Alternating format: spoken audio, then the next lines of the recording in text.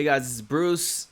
Um, Welcome to podcast YuriBruce. I've got a few things I want to talk about. First off, thanks for all the amazing response from last week. Wow, that was pretty crazy. I didn't expect to get so many people watching, and I was just online from my phone, so that's pretty incredible. I want to talk today about the importance of multiple streams of income. I want to talk about the recent visa bans. I'm going to talk about 5 reasons why America is really not doing good with this coronavirus. And somebody asked me a question about IRS stimulus package and some issues that they had. So I'll talk about that. And then finally, I'm going to talk about a relationship issue, what happened with Will and Jada Smith. And just talking about it, just open topics. And then after that, whatever questions or whatever comes up, we'll talk about it. Okay, let's start off with multiple streams of income. I really want to talk about this because it's super important. First off, let me just show you. Here are some of what Yuri and I have been able to build together. So we both have a job. We have real estate that we make money off of, VA, disability, courses, Amazon, which we publish books, and then of course this YouTube channel, which we have streams of income, multiple streams just on our YouTube channels. So each one of some of these don't make a lot. Some of them just make like a little trickle. But the importance of multiple streams of income is that in these times of turmoil, like where we're having basically a huge recession and we're locked down due to coronavirus and is an economic downturn, because we have multiple streams of income, the impact to us has been less. And that's why I reiterate how important this is for people to do it. People like you and I to have multiple streams of income. What do I mean by multiple streams of income? I don't mean most necessarily having multiple jobs. I mean creating other ways to have income streams coming into your household, because it's just too hard in America, especially in America. Can't really speak for other countries, but in America, it's just too hard to get by on one active income. That active income means you're an employee, and then that's where your main source of income comes in. Can't just have one source of income. You have to have multiple, any kind of, you don't have to have what we have. You don't necessarily have to have real estate or VA or courses or whatever. I'm just saying anything that you can do on the side, any kind of side hustle you can do that brings in more income, that's what you should do. If you have a retirement check that comes in, you should figure out another way to bring in more money. And I'm not telling you, you should do online. I'm not telling you to scratch lottery tickets. I'm not telling you to do stocks. I'm not any one particular thing. I'm just saying whatever it is, do it, because this is not going to go away. When I say that, I mean, like, of course, eventually we'll get some kind of control over the coronavirus. But do you think this is the last pandemic that we're going to suffer through? It's not even the first. This has happened multiple times in the past. It's just we handled it way better before because we sent somebody to that country. CDC went to Africa during the Ebola virus, and then they nipped it in the bud right then and there. Even though it was an epidemic, you had thousands of people in Africa getting infected and stuff happening there, but they were able to fly with the WHO, and the CDC was on the ground, and they were able to figure out what was going on, what was the source, and then contain it, figure out what was going on. And I think we might have had one person in the U.S. that got infected with that. And then you had the H1N1, the avian, the bird flu. You had swine flu. There's been multiple epidemics that have happened to the U.S. and we've handled it better than now. But that said, I don't think this is the last time that we've had something like this happen, and I think we're going to continuously have things like this. It's inevitable because the way that the country is being run, and I'm not talking about the current administration, I'm talking about past, previous, and probably future. There's no plan, there's no long-term plan that people are going to vote for that's going to help us out. Maybe in the future, maybe in the far, I have a lot of hope for the U.S., and the global economy, I think eventually it'll turn around. Eventually things will be better. But the thing is, the way of capitalism is that it goes up and down. That's just the nature of the beast. There's just no way around it.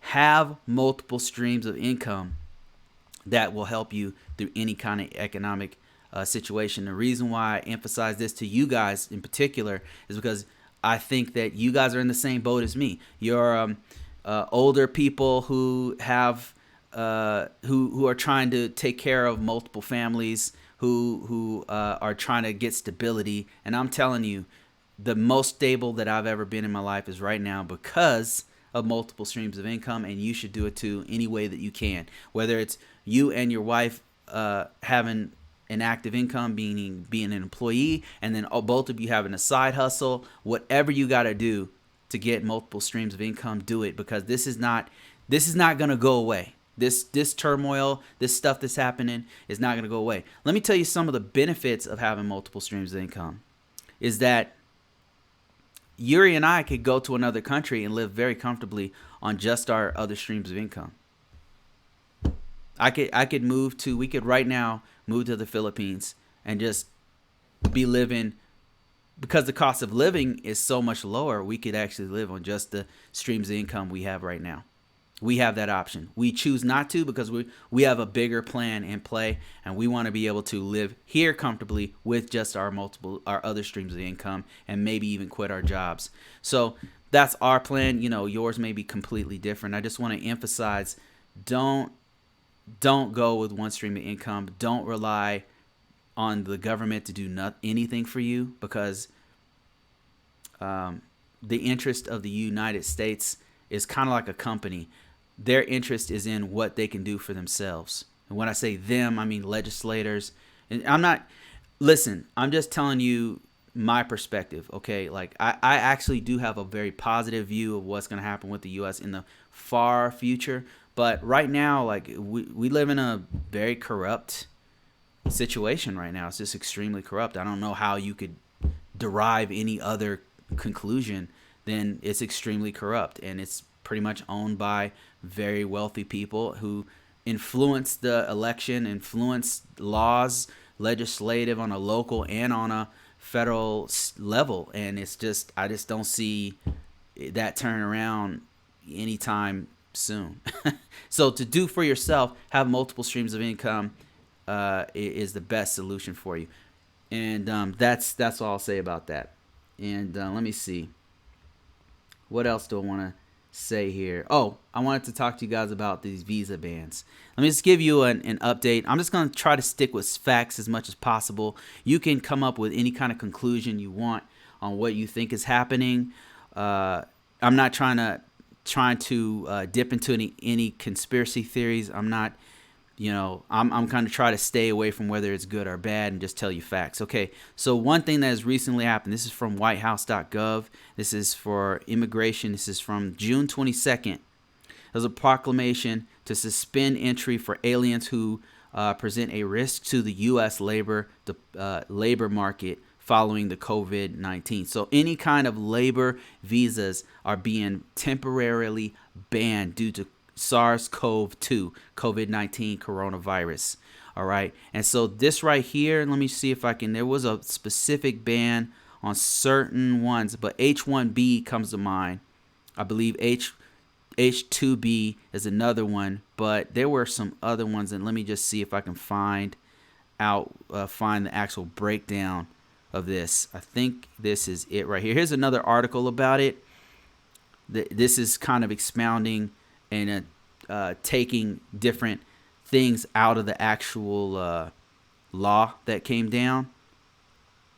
And it's not a law. I think it's just the president did like an executive order or something like that. And it's anyway, but it's in place. So whatever it is, it's in place. And now there's a U.S. ban that impacts H-1B, L-1s, F-1s, EB-2s, EB-3s, and all of these have to do with work visas. And this article kind of goes into what's going on with H-1B. They're calling it June ban. So if you want to get more information on this, just Google June ban and it'll come up with all of this.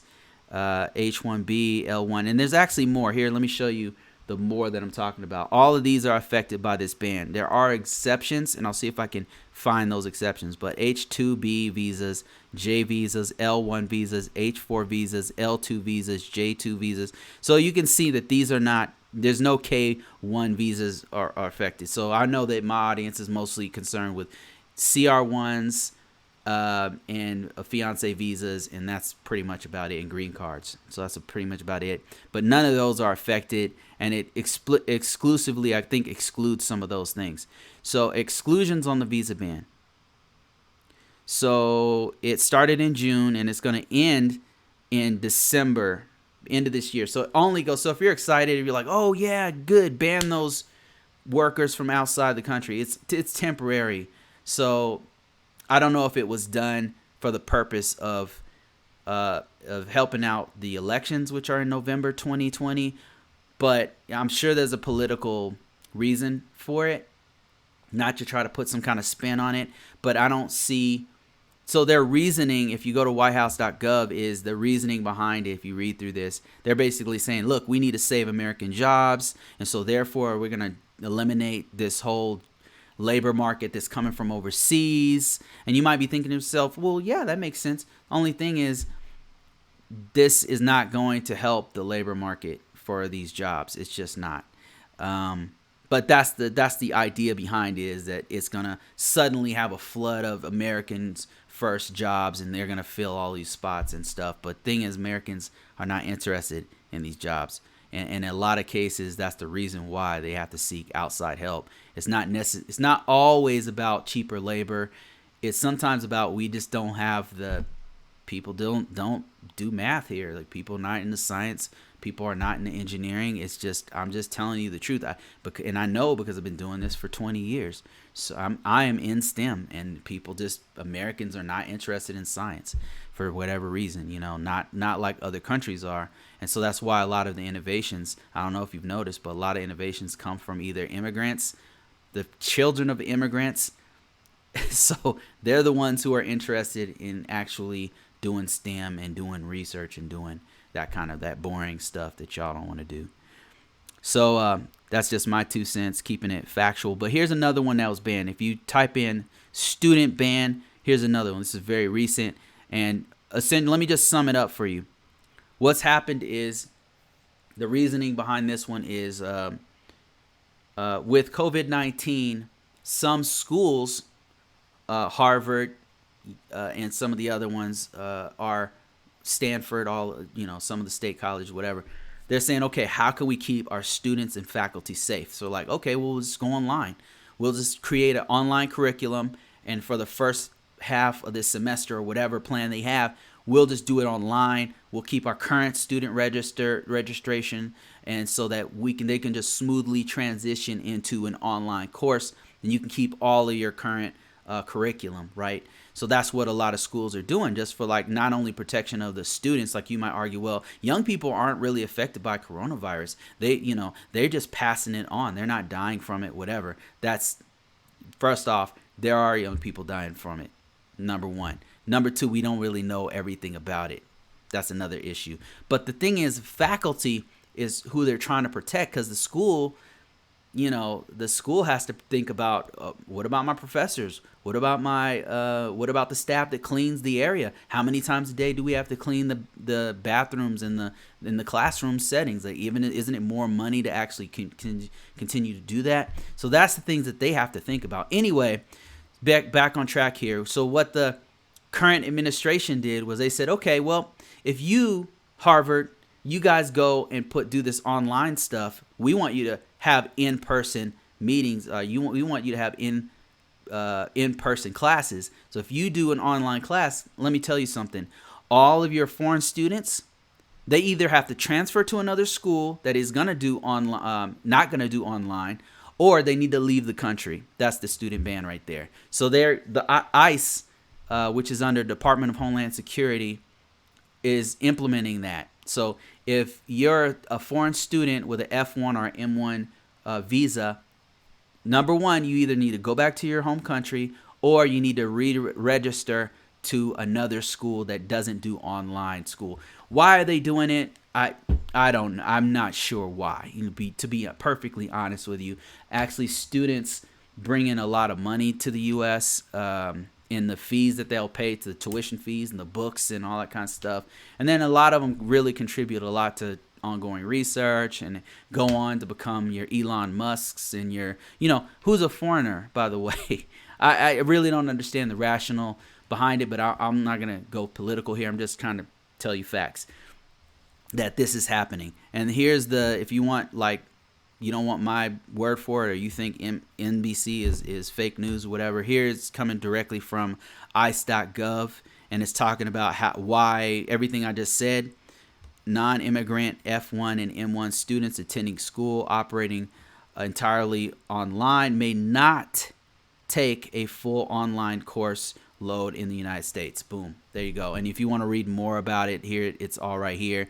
And if you want to Google it yourself and find your own sources, just type in StudentBan, and then you'll have like everything that's going on with it. I guess that some of the schools are trying to sue the Trump administration to see if they can continue on. And they may have a case, because they're in their defense, like what they're saying is like, listen, we can't, the reason why we're not opening up the school is because, and by the way, we are opening up, but it's online. But the reason why we're not going to have in person is because we got to protect our staff and our faculty. All right. Anyway, that's with that. I think, let me see if I had another ban that was happening. I know there's some stuff happening with DACA. DACA is so all over the place that I don't even know what to say about it. I was going to cover this, but as I'm reading, I'm like, okay. First, the Trump administration said, first off, it was made by Obama. The Obama administration did an executive order to do DACA to protect the kids of illegal immigrants who had been in this country and only know this country, right? It was called the Dream Act. And initially, they were trying to get it passed through Congress as a law, full-blown law, but the Congress at the time, or Senate, one of them legislators blocked it and said, nope, they got to go back home. They're illegal immigrants, whatever. No amnesty is what they kept saying. So Obama made a executive order. So there was this big stink about like, well, that's against the Constitution. You can't unilaterally make laws on your own, and that's what you're doing, Obama. And then they tried to sue him for that. That didn't go through, and DACA, the whole DACA thing has been alive and well. So in 2016, when before Trump actually took office, he was saying, okay, yeah, I'm all for DACA. I'm going to end DACA, and I want to get them here permanently. And I actually love the DACA kids and all this stuff. If you want to research this stuff, you can see exactly what he said before he got elected. This is what he was saying. But then after he was elected, he continued to make promises saying, yep, I love DACA. DACA's cool. I love it. It's not fair for them. And then what they start doing is, Trump administration and legislators, is they start using DACA as a bargaining chip. So the Trump administration tried to rescind DACA so that they can get what they wanted on the wall or something like that. They were trying to do this pork and try to get that through legislation to say, okay, we'll give you DACA, a full-blown DACA legislation, and I'll pass it, and the Senate, GOP Senate will pass it, but we want $2 billion on this wall or whatever. They were doing stuff like that. And then as soon as they didn't get it, Trump went on this huge tirade and started attacking people. And then that pretty much destroyed the agreement that they had. The Trump administration was basically trying to terminate the current standing law to protect DACA dreamers, right? The children of illegal immigrants. He was trying to get rid of that and try to get some kind of permanent law in place. That's what they were trying to do. But as usual, they don't have a good, the plan. There's so much infighting in the U.S. that they can't agree on anything. So long story short, long story even longer, the judicial branch had to get involved. And recently the Trump administration was trying to get rid of DACA, and the judges said, nope, you got to allow it to keep going to protect these people. So yeah, that's in a nutshell what's happened. There's a lot more political intrigue and BS that's happened about it, but that's all the We covered the student ban and the June ban on H-1Bs, and now the DACA ban, and then there's some other bans on certain countries and refugees. So there's a lot going on with it, and you should really pay attention, especially if you have a foreign wife, because it's just a matter of time before something happens with it.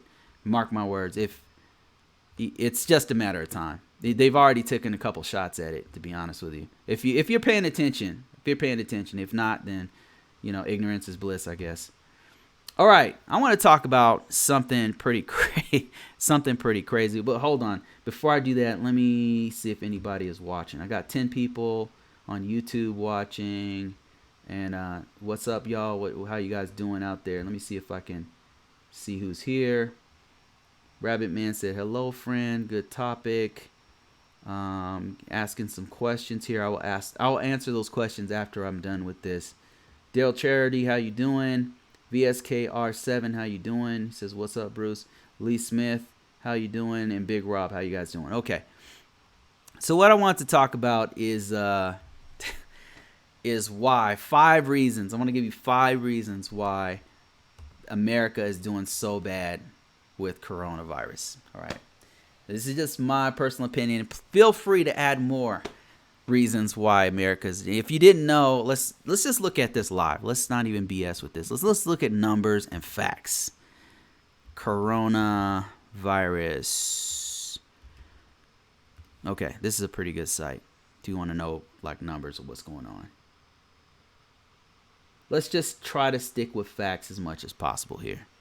Let's not even mess around. So here's coronavirus now, and it has a breakdown of what's going on in the U.S. as far as coronavirus. So right now, the U.S. has over 3 million confirmed cases across the states. We have over 135,000 deaths, and it's gone up. So I'm trying to find the little slope that you can see. USA COVID-19 is pretty alarming. The slope that we have is pretty alarming on multiple levels. It's just it's obvious that we have failed. The United States of America, has absolutely failed on this one, and it doesn't warm my heart to say things like this. It's a shame. It's a shame. It's sad. When I look at this right here, it makes me extremely, it's depressing. It's depressing. And it's affecting my life. Now I can't send packages to certain parts of the world. We wanted to send a package via USPS. Can't do it because COVID-19. We want to travel. We had travel plans. We've had to change them several times. We can't. There's only certain places you can actually go as an American. And now it's even worse because EU and several other countries have banned America because we're not. Look at us. Look at what we're doing here. It just doesn't make any sense at all. It just doesn't make any sense. Rather than flattening the curve, we have we're breaking all the records for people infected, and soon, very soon, we should be breaking the record of deaths per day. It takes a while for the deaths to catch up, and I'm going to give you why. Like, I was just thinking the other day, like, why? What's going on? How is it so bad every day? Why are we having such bad news every day? And just my 2 cents, I'm going to start with number 5. Lack of critical thinking and critical reading. What I mean by that is U.S. citizens are very partial. They love, in other words, they love fake news over science. Like whenever they see fake news, they're like, yes, and then they pass it out to all their friends on Facebook, and it's like the more sensational the fake news is and the conspiracy theories is, the more people eat it up. And like, yeah, fake masks are fake, and it's a conspiracy from George Soros and Bill Gates to make a fake virus, or to make a virus and to destroy the planet Earth or something. They always have some kind of crazy conspiracy theory and what works, or drink some lime juice, that'll work to get rid of this virus, or it's a hoax from the Democrats to so that they can win the election or something. People eat that up. Americans love fake news and conspiracies. I'm telling you, I know several people personally, friends of mine, who do not believe in COVID-19 or they have some kind of theory about it. They won't wear a mask. They're not going to take the vaccination. You name it, like the whole spectrum of people. They just don't. Americans have a lack of critical thinking, and there's no. I don't know what to say. It's just been going on for a really long time, and now it's kind of been, I would say it's been boosted up by social media, and I would say Facebook is the main thing. There's these silos on Facebook where people share out this stuff, and they believe it. Won't check it. They won't double check their sources, anything. Number 4, the fourth reason why Americans why we're not doing well on this. Why this chart right here is as bad as it is. Why we are hitting this peak. Why we'll probably be having like 100,000 a day getting infected with deaths in the thousands. The fourth reason I would say is that Americans have no discipline. They're arrogant and they're willfully, blissfully ignorant. And anything that doesn't fit their narrative, they don't want to listen to it. And they have no discipline. Even if they know for a fact that this is happening, they won't take any action. Something as simple as wearing a mask, right? We haven't been restricted to going to other states, but just something as simple as like wearing a mask. They are arguing and protesting to not wear masks. Ridiculous. I'm not trying to be a hypocrite or anything, but I went to one. Everybody wore a mask. Everyone wore a mask. I didn't see a single person without a mask. And there was hand sanitizer and all that kind of stuff. But I can't speak for every protest. I don't think that that's the case. If you look at the video footage, you could clearly see multiple people with no mask doing stupid shit. So, yeah, Americans have no discipline. We're arrogant. We're ignorant. And that's a huge issue. There's all kinds of footage of people going in stores, and the store has a mask requirement, and people are like, I'm not wearing a mask. You can't make me. I'm American. I don't have to wear a mask. So that's another reason. The third reason I think is bad local leadership. Now, this only applies to certain states. So if you look at this map, you'll see some places in the U.S. have done really worse than others, right? If you just look around here, like right now, Florida's really doing bad. California's not doing great in certain counties. What else? Texas is ramping up those numbers. And then there's a few other ones that are doing really bad. New York and Jersey are doing better, but they had a pretty slow start. So local, when you look at the U.S., people don't realize how huge the U.S. is, more than most countries. California has a gross domestic product. The only countries that make more than California is like Japan, China, and I can't even think of another one because it's the fourth largest. It's ridiculously rich. I think Germany might make more. I'm not even sure. It might be on par with Germany. And then Texas itself is like the ninth highest GDP on planet Earth. But it's huge. The U.S. is freaking huge. So each state is almost like its own country. So you got to look at local leadership to determine what's going on. We have really bad local leadership, and in certain states. I would say Colorado's doing okay. You can see here on the map, it's not doing that bad, but it's still doing worse than the Philippines. Colorado itself, that has a tenth of the population, and is not as tightly, densely packed as the Philippines, is doing much worse than the Philippines. But it's still doing the best in the U.S. Okay, let's go on to the second reason why I believe that this is the worst, that U.S. is doing so bad. We have a two-party system that has made this whole thing political. So, as a rebellious thing, some people will not wear a mask just to say, hey, I support President Trump. I'm not wearing a mask. So, or hey, I support this other party, I will wear a mask. So they've politicized it. We're so politicized that people are making this life or death thing a political issue, which is completely stupid. Completely stupid. Like, you would think that this would be something that unites us all, and it doesn't. It's just divided us even further. So the number one thing I would say, and I'm already seeing things I'm missing on this list, but the number one thing I would say is the U.S. as a country has no leadership. Like, we don't have federal leadership. Unlike the Philippines has Duterte, President Duterte. He's leading his country through this thing, and he's not shirking responsibility. He's just taking up the reins and saying, we will do this. If right or wrong, we're doing this together, and we will do this. You know, and he's using the bully pulpit of the president, the power and the proclamations and the persuasion of the presidency in the Philippines to guide his people in the right direction, right? So we just don't have that. The U.S. is really all over the place with our federal leadership. It's non-existent. They're all over the place with what they're saying. They're citing lies. They're using double speak. They care more about money than they do about human life. It is really bad. I've never seen anything like this. It's incredible. It's absolutely incredible, and it's just a shame.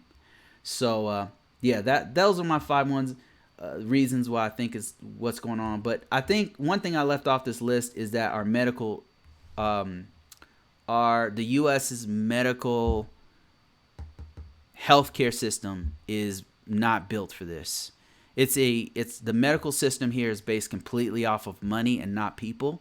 And so what has happened is, because they don't have the normal amount of money that they have coming into hospital, like elective surgeries that they can charge you a whole bunch of money for, or things like that's where they make most of their money in the hospital systems here. But because they don't have elective surgeries and they're spending all their time with coronavirus, which don't make them no money, a lot of them are going bankrupt. Yeah. So that's what's happening in the U.S. Like, we have to fix it, and it's just a shame. It's really showing a lot of failings of the United States, and it's just a shame. And it doesn't give me any pleasure to say that. I'm not rooting for this thing to get worse so that Trump can get out of office. None of that. I guess not even. It's not for me personally.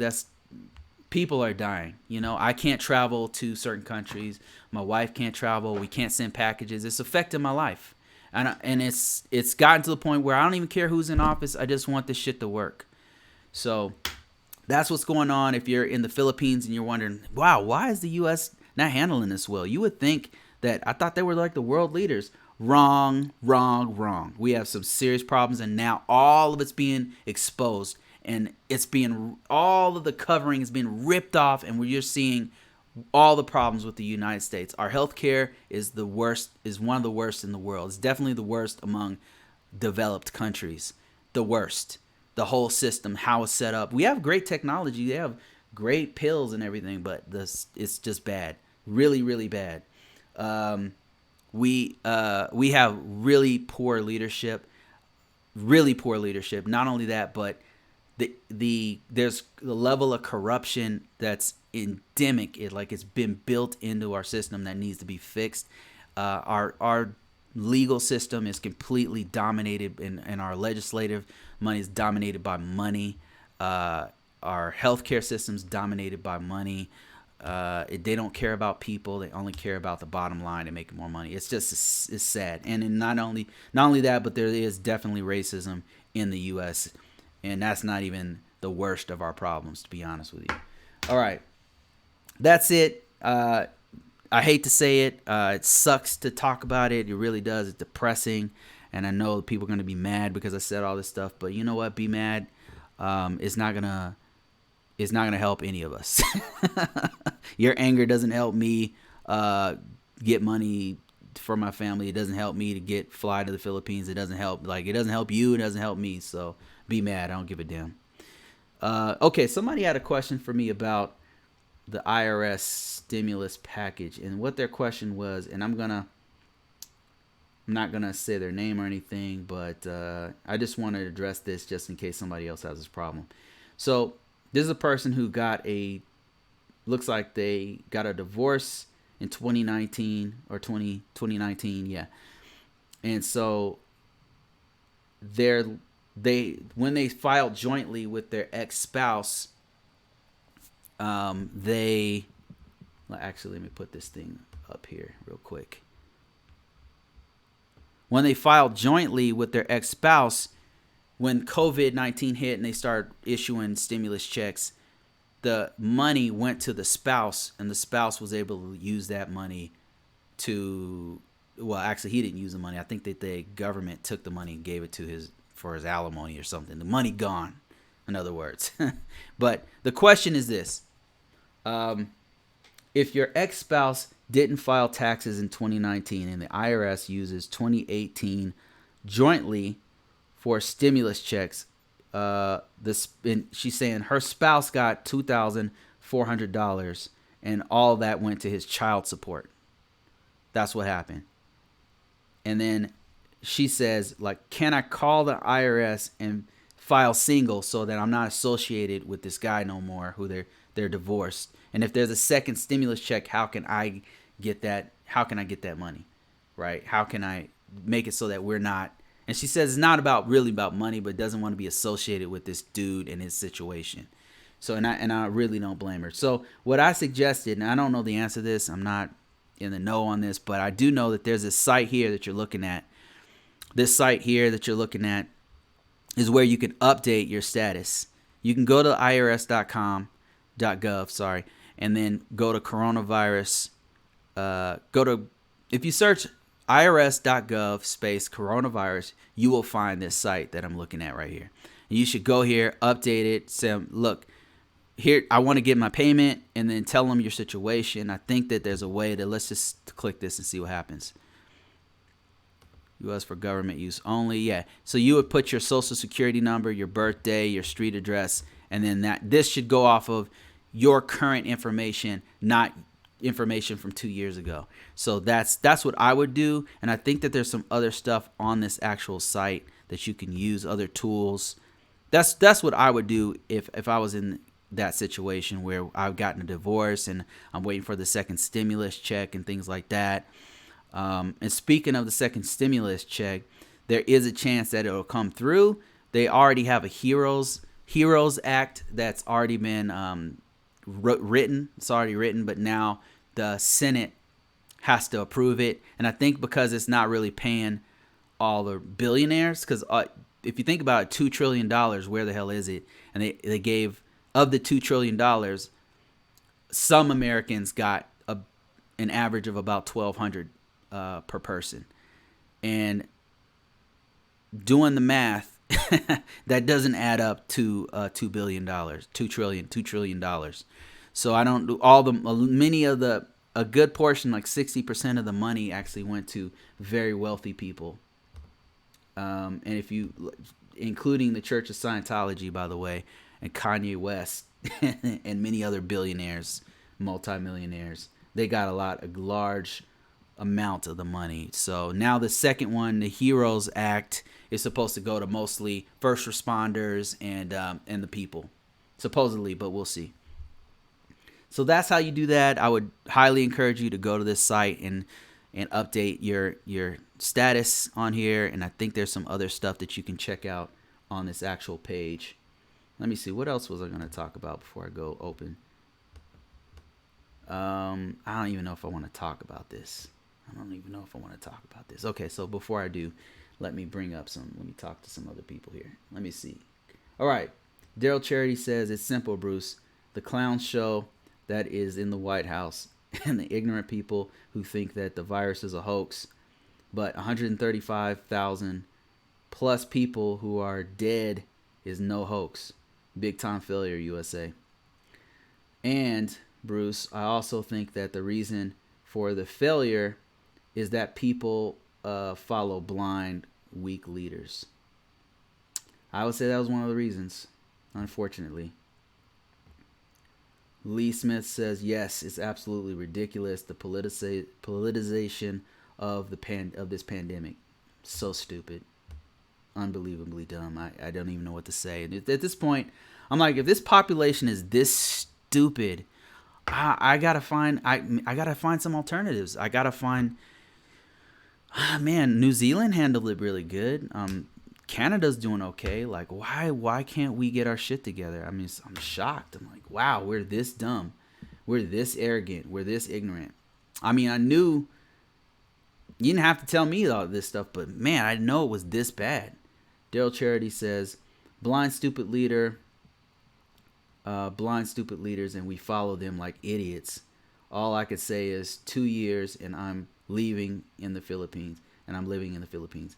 Yeah, I don't know what to say. Every country has issues, but the leadership, the lack of leadership, and the stupid stuff that's been happening here,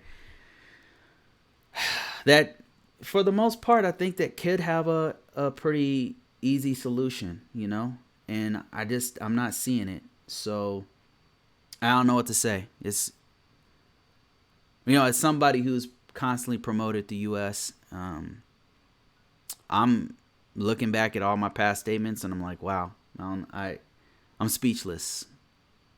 I am speechless.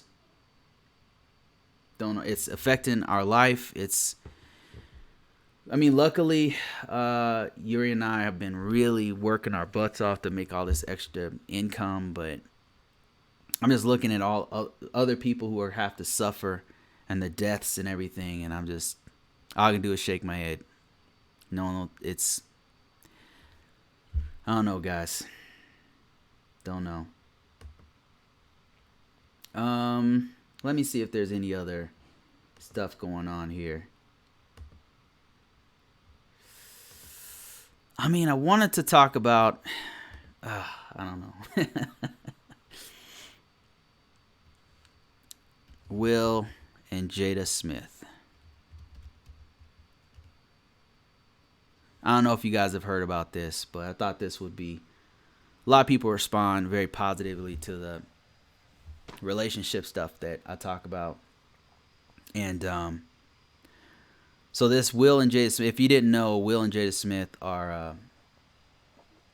have been married for like 20 plus years, 25 years or something like that, right? They're like one of the very long time, and have vowed like a life partnership with one another. Well, recently it came out that this dude right here, if you can see this, was messing around with Jada in their relationship about 4 years ago. 4 years ago, Jada and Will got they separated from one another and were thinking about contemplating a divorce. And so Jada went and slept with this guy who was like a friend of the family at the time. And real ugly situation that almost broke them up. But they got through it. Like it was private, and they have already talked about this. This is not new for them. They knew about this stuff, that she had an affair with a friend of the family, and while they were kind of contemplating on what they're gonna do. And my take on it is number one, like, it's their business. It's really their business, and we really don't know what's going on. I mean, Black Twitter went all crazy, and they're like trolling them and stuff like that, and it's just really toxic. As social media tends to be, there's a bunch of trolls. Like 50 Cent is trolling them, and all these stupid rappers are trolling them. Super toxic people, very toxic. All they do is attack people on there, and for the sake of getting more views or whatever clout chasing they want to do. That's all they do online. They see it as an opportunity to troll people and spread more toxicity. But my perspective is they had a good run. They're super positive couple, and they talked it out. Instead of like putting it out there initially, they kept it secret for to their credit many years, and this dude came out and told on the relationship and stuff. It could have stayed secret, and the thing is, it's their business. That's how I feel about it, and I say more power to them if that's how they want to live their life. Who am I to judge what they do with their life. I wouldn't judge you personally for what you do with your life. It's your life. You can do whatever decision you want. But a lot of people are hating on Will because he decided to stay with her after he figured out she was cheating or whatever happened. I'm not sure if she came out and told him, or if this dude can't keep his mouth shut, came out and told Will, or I'm not sure like what the details are. But long story short is he stayed with her after he found out, and people are hating on him for staying with her. I'm like, okay, number one, isn't that their business? And who are you to judge what they do with their relationship? And it just, to me, I'm thinking to myself, I'm not going to be swayed. And this is how I think that you have to be if you're in a strong relationship. You can't be persuaded by what other people think about your relationship or about you personally. You got to be strong enough to self-reliant and strong enough and have a strong enough relationship and confidence and trust in your partner enough to know what you guys are doing is between you and this other person. Like, your foundation is based on you guys and what you guys have together, not what the outside world thinks.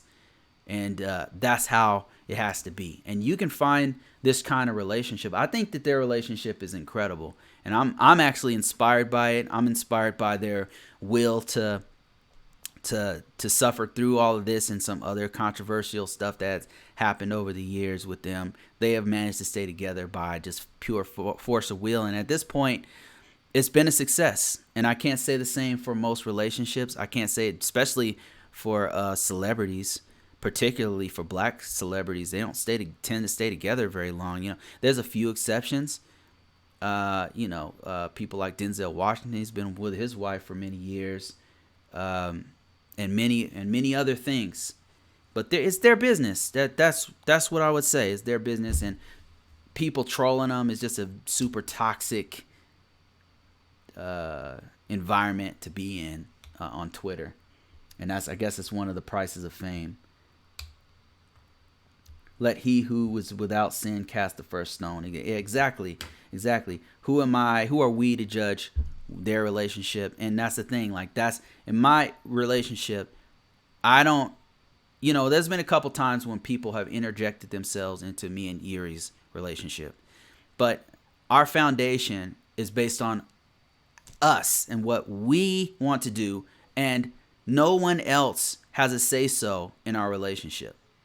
No one has a say-so, including my mom and Yuri's sister, who are the most influential people in our lives. But we have established foundation that doesn't require outside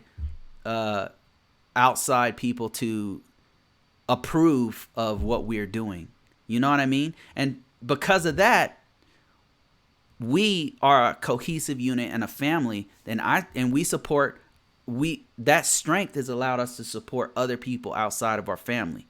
So that is what I want to build. So I'm actually inspired by Will and Jada, and I don't see why people are hating on them. I don't understand. Like, I do get why people are saying these things about Will Smith. I understand I don't agree. I don't agree with they're calling him like a simp and all this kind of stuff. But you really don't know what happened with their relationship. You don't know. For all you know, Will messed around. It didn't say anything, and then Jada found out, and then his part's not leaked out. For all you know, they have an open relationship. He can do whatever he wants. For all you know, they're pulling in extra women into the relationship. You don't know what's going on. All you know is what has been leaked. That's it. That's all you know. So to call Will a simp without having any facts is exactly what I was talking about. Is that Americans are some ignorant, arrogant, willfully, just have no lack of critical thinking. I don't know. I don't know what to say. Like, it's just sad. It's a sad state of affairs, and it's affecting every aspect of our life because people don't read, won't use critical thinking skills, That's all I'll say about that. It's my 2 cents about the whole situation. If you find yourself trying to find the love of your life, you're trying to get involved with someone and you want to go online and do it, you should know that we have a course that you can check out that tells you how Yuri and I found one another. And, by the way, how to avoid scams. Here it is right here. If you're interested, Relationship. And one is free. Check it out. If you like it, go ahead and purchase the online success avoiding scams. I'll tell you about everything I went through, all my secrets, and it's going to continue to expand. It's not going to get no cheaper. So go ahead and check that one out, and we will talk about that. All right, let me see. Who else we got here? Andy, how you doing? He says, hey, Bruce, where's the extra woman? Yuri is upstairs cooking. Just got off work. I feel bad for Will. I really do. It's embarrassing. Honestly, people are saying all this crazy stuff about Will and what's going on, but like this dude is a very wealthy man. He's extremely wealthy. He's had a great life. He's got a great family. His kids are doing good. His kids are multimillionaires themselves with their own, becoming millionaires by their talents. He's been in a few iconic movies. He's been able to live his life how he wants. He started at a young age. I don't feel bad for Will. I don't feel sorry for him. He's not the kind of person you should feel sorry for. He's a winner. He's a winner because he chooses to be. He doesn't make excuses. He chose to continue to be with his wife.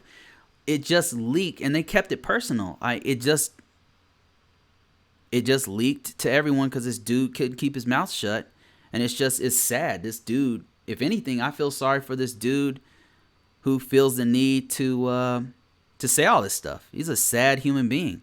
Like, needs clicks or needs fame or something. Like, I don't know why you would air that and then I see the interview with him and he's like, oh, I love Will so much and I love Jada and I love their family and they're such good people. Then why are you putting their personal business out there? I feel sorry for this dude. This dude is a sad human being, Will's not the kind of person that feels sorry for himself. Will's the kind of person that goes out and gets it. I admire that. I admire their relationship for lasting as long as it has. Most marriages don't last that long. So is it embarrassing? Yeah, I would say it's pretty embarrassing.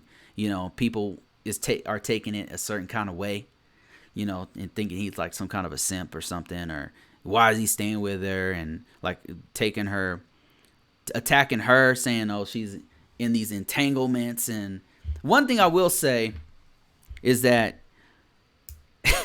women are super good at hiding infidelity. They're super good at it.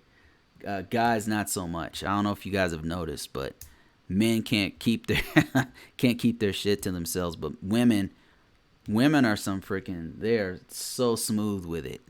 Even the way she described it, even the way she's talking about it was very smooth. Very smooth. But yeah, I mean, I think Will's done his thing too. I don't think, I really do hope that they can work it out and be happy. But if not, it's their choice. That's how I feel about it. I mean, what do you guys think?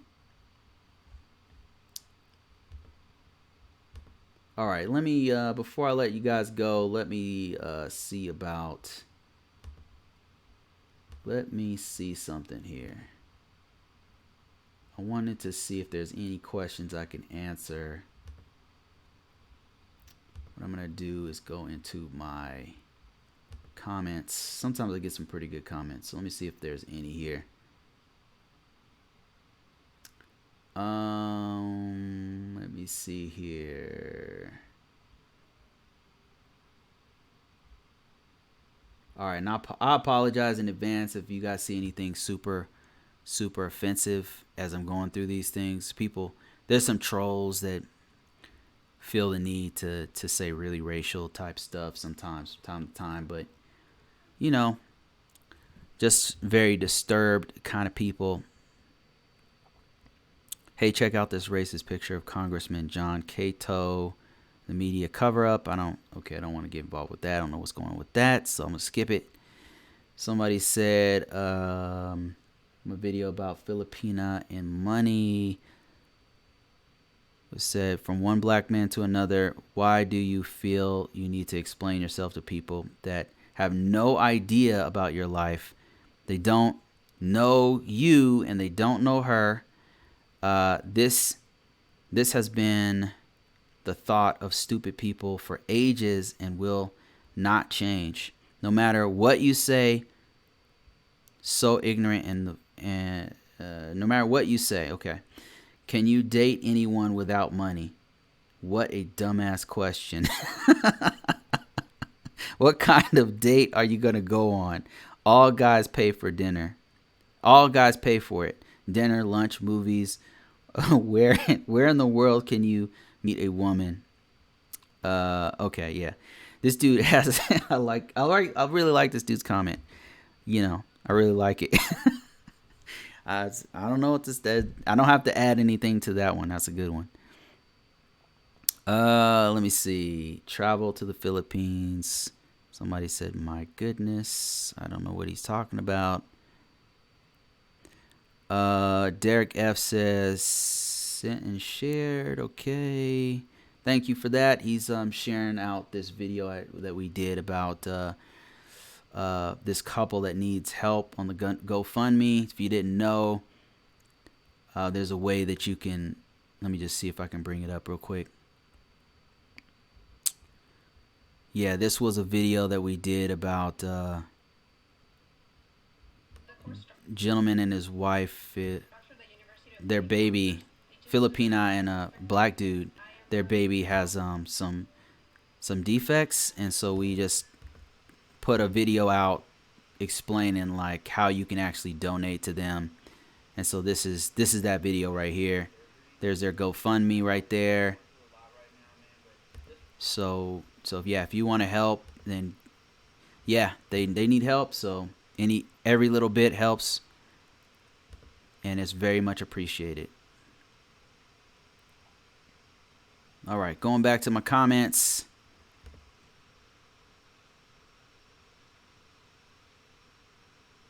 Okay, I got a couple of other people saying, Melvin says, hey, Bruce, miss you and Yuri. Appreciate y'all, brother. Thank you, man. Let me see. Andy says, sorry, Bruce, working from home. What did you say about the extra woman? Yuri, I had a client. Extra woman. I said that Yuri was working. I don't know if that answers your question. Yuri just got back and is now cooking, I think, upstairs. Let me see. Tyson Marr says, okay, this was about the Remitly question. Somebody asked, like, what's the best money transfer from the Philippines to the U.S. or vice versa? Excuse me. And Tyson Marr says, Remitly and World Remit are good. That's what I use to send money to my wife, and I like World Remit. High exchange rate, but low transfer fees. Okay, got another one on the cost of living. I don't know. This one does really well. Like we did this one like 4 years ago. Cost of living, ideal places to retire. And it says, since 2016, Filipinos have written to me that they are poor. To date, no Filipina is ready to immigrate to Germany. Why should Filipinas only support their parents? Filipinos are young and want to be in love themselves and live their own lives with love. You know, I can answer this one. I could talk to this one, you know. And I'm just going to tell you my personal experience with it and just my personal take. So take it for what it's worth. But his question is, or his statement rather, is since 2016, Filipinos have written me that they are poor, and to date, to until now, No Filipina is ready to immigrate to Germany. All right. I don't. Why? Because they're poor, or what do you mean? I don't understand that part. So can't say nothing about that. Why should Filipinos only support their parents? I mean, I don't know that they quote unquote only support their parents. What I was saying is that what we have talked about is how Filipinos are more family oriented. Of course, not all Filipinos, okay? Don't watch this video and say, Bruce said all Filipinos are family oriented, and that's just not true, and I'm so mad, and I hate them, and they're anti-Filipino, or whatever. Whatever, that's crazy narratives that we get like that. What I'm saying is, culturally, many Filipinos take care of their family. That is a good thing. I don't think that is bad. That's their culture. Compared to the Western civilization, when I say quote-unquote Western, I mean America, Canada, Australia, UK, not very family-oriented. Just not. Especially Americans. So we have a different culture, sir. I would say that they don't just support their parents. They support maybe their kids that are still in the Philippines. They support brothers and sisters who are going through it there, and to me, I understand it, because if you're sitting here in another country and you're making great money, right? But you're thinking back, damn, here I am eating some steak and my family can barely afford rice. You're going to just not help your family out? I mean, it makes sense to me to help out, when, especially if you've been there, you've seen the extreme poverty that's there. Like, how are you going to sit there and eat steak and you're in Canada, and your family's over there halfway starving? Of course you're going to help your family. I don't know. That's how I think about it. And then his second part of his statement was, Filipinos are young and want to be loved themselves and live their own lives with love. And so for me, what I would do is, whenever I would meet these Filipinos, male or female, whenever I meet them, I would say, listen, if I could tell them, like, if they would listen, if we were friends, if we were close, I would always tell them, like, look, you need to save something for yourself. That's one thing Western culture and American culture does for us, is that they teach you to take care of yourself. Like, you got to put yourself first, which is good and bad. But the thing is that you are taught that you are responsible for you, and you need to take care of yourself by any means necessary. That's kind of what's pushed in our head. And so what I'll do is I will talk to them and say, listen, like, it's cool to take care of your family, but you can't leave yourself broke. Don't leave yourself broke. Like, have a little for yourself is what I would always say, because I think this statement he says is true. Like, Filipinos, they want love for themselves. They want a life for themselves and stuff. But a lot of times they put their family first, and when times hit hard, they don't have nothing for themselves. So that's what I do. But thanks for the comment. If you ever see this, appreciate you. Let me see. I got some more comments here in the peanut gallery. Andy says, don't tell her I'm here. She might burn the food out of excitement. Yeah, sure, Andy. LOL, bad jokes aside, I hope all is okay with you guys. And I have heard some program called World something to send money. World Remitly? Is that what you're talking? You might be talking about World Remitly, to send money with a small fee. Big Rob, how you doing, man? He says, that guy commented on my video yesterday to say that too. Yeah, well, he finally got a little attention. But the thing is, I'm seeing this. He's posted this over and over again. Is he just following us around posting this? Hold up. Is this the same guy? Yeah, he posted this twice on my page.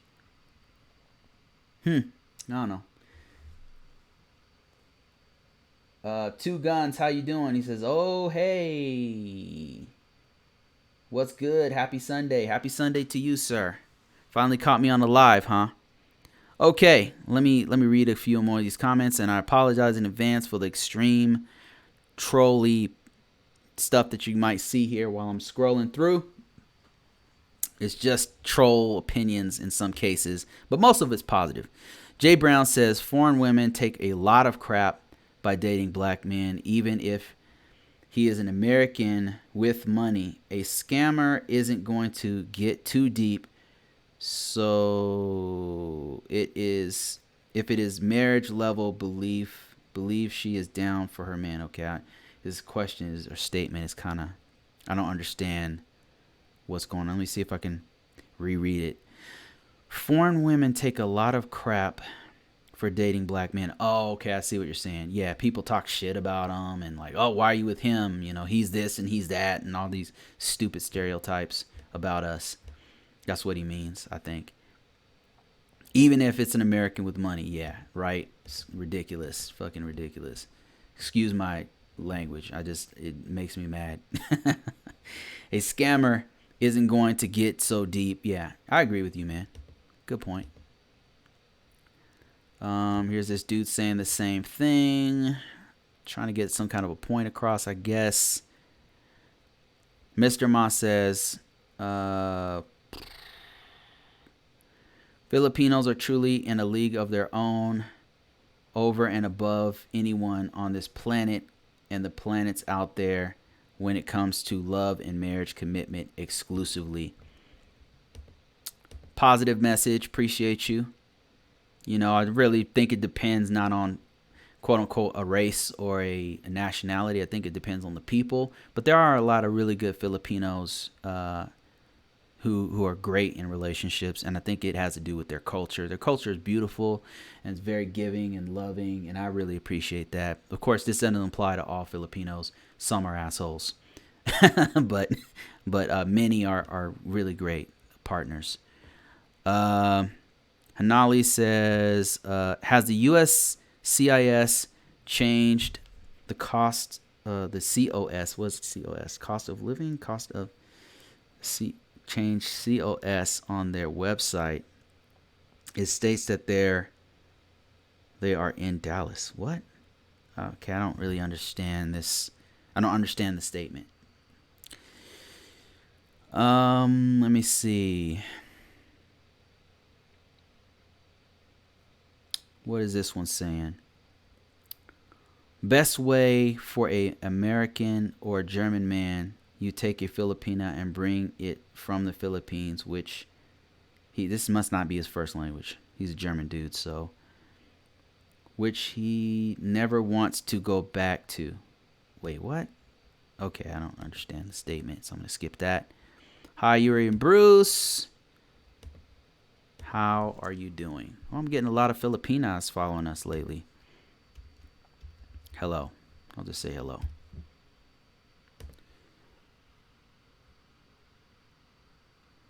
Rex says, thanks for the heads up. We may have an issue.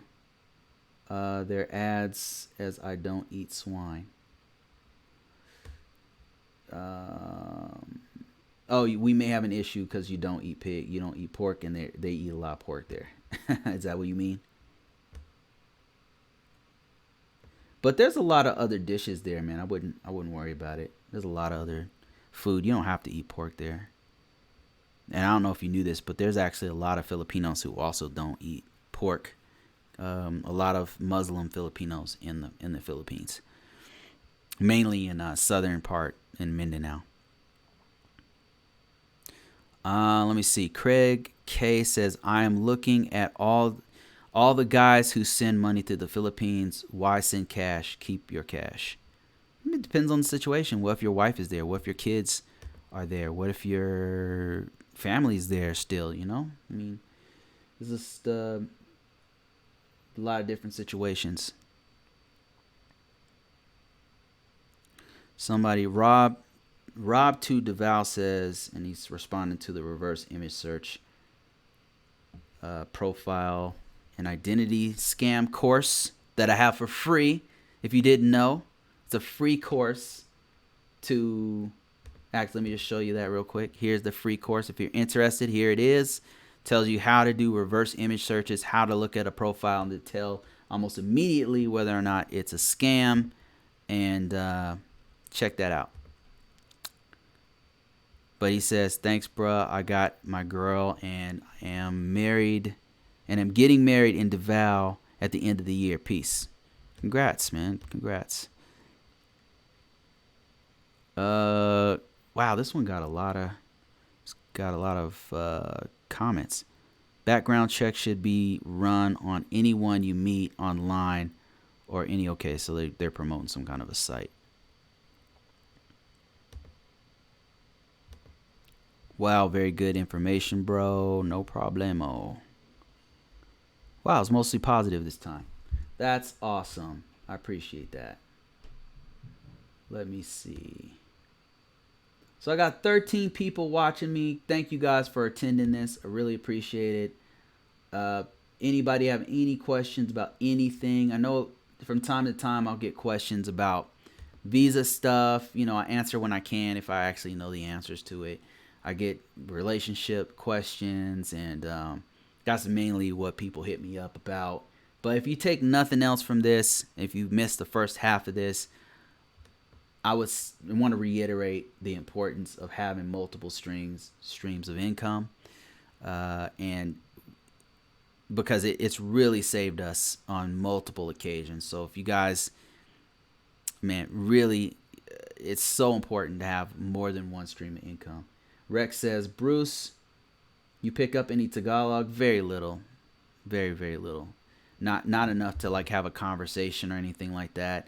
I've found it has not been necessary to learn it. I have tried to learn a little bit of like Cebuano, and I don't pick up languages super fast. I have to be inundated with it constantly.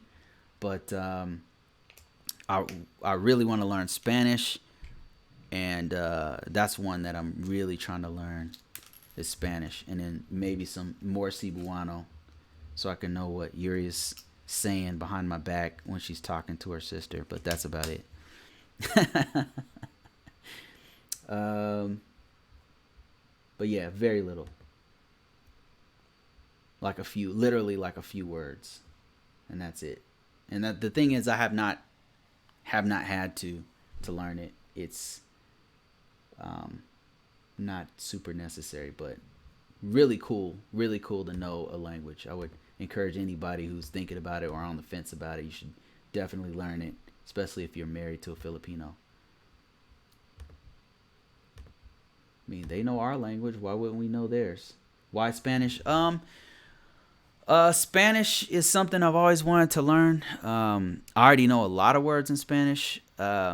And we want to travel to Puerto Rico and Colombia and some other South American countries. We've really been wanting to go there.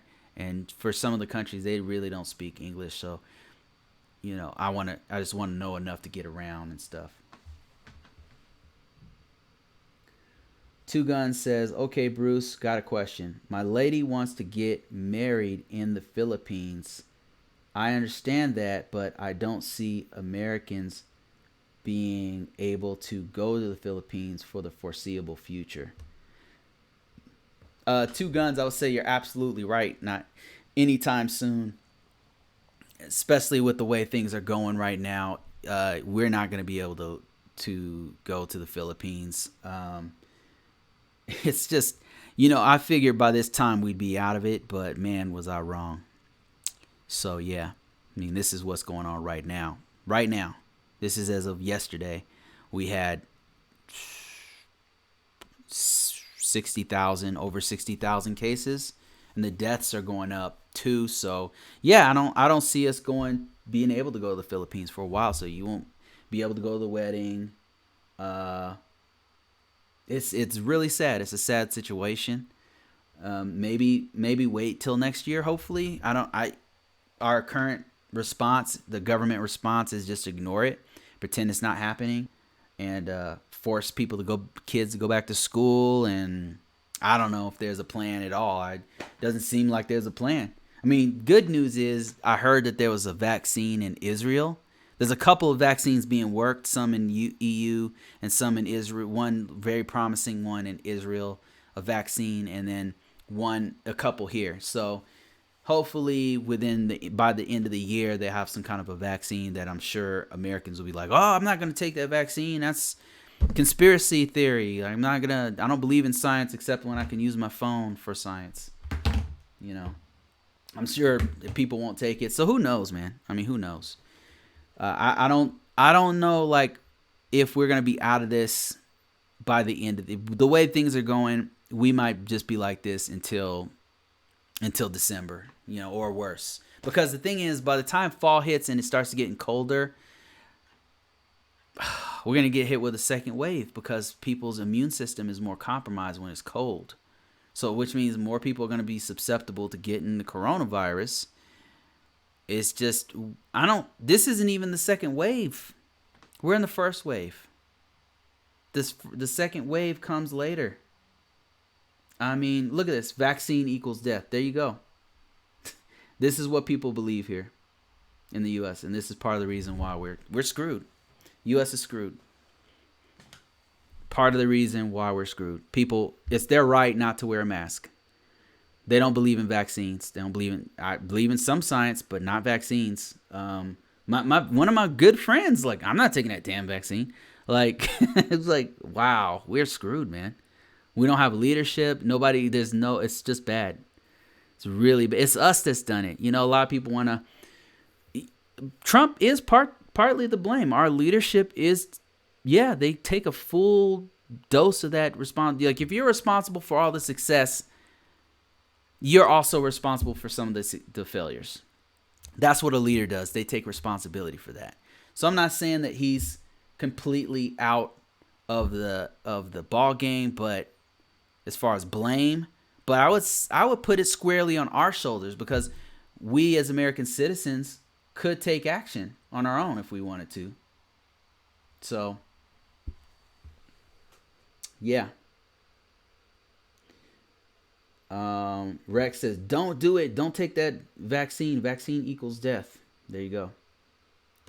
It highlights my point from earlier.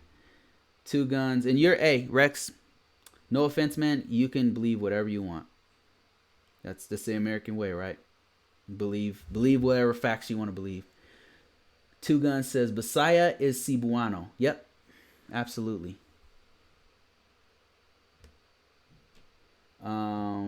Rob says, I believe those numbers are inflated. I think that these numbers are small. I think that they're actually not reflecting all the deaths and all of the current numbers. I think that they're low. And the reason why I say that is because our testing per capita, we're not doing a lot of testing per capita. Like, if you compare it to Korea, has a way smaller population. We're doing more tests by numbers, but per capita, meaning with the amount of people that we have in the U.S., we're not doing that much testing. We're just not. And by state, same thing. Like, the numbers are low, man. I bet you, if they were to test every person in the U.S., I bet you the numbers would be way, way higher than this. Way higher. The positive thing about that is that the numbers are way higher. That means that the level of deaths, the percentage of people who are dying is pretty low, that's actually a positive thing, as much positivity as we can get out of it anyway. Rex, somebody's 2 Guns says, yes. Rex, yes, a lot of people there speak English, not most signs I've ever seen in English. You mean in another country? Oh, most signs that you've seen, yeah, are in English. Yes, true. Yes, Cebuano is Bisaya, but their national language is Tagalog. Yep, Filipino language.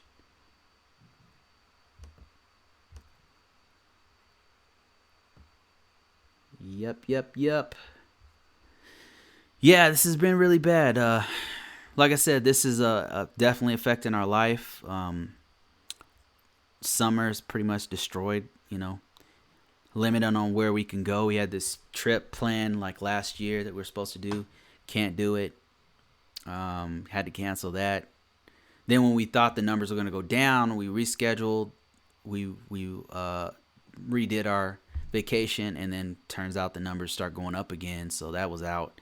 Now we're going to go somewhere, but it's going to be within the States. And even that, I'm kind of like reluctant. I'm like, damn, I don't even know anymore, man. This is bad. This is really bad. Yeah, these numbers I don't think accurately reflect what's going on.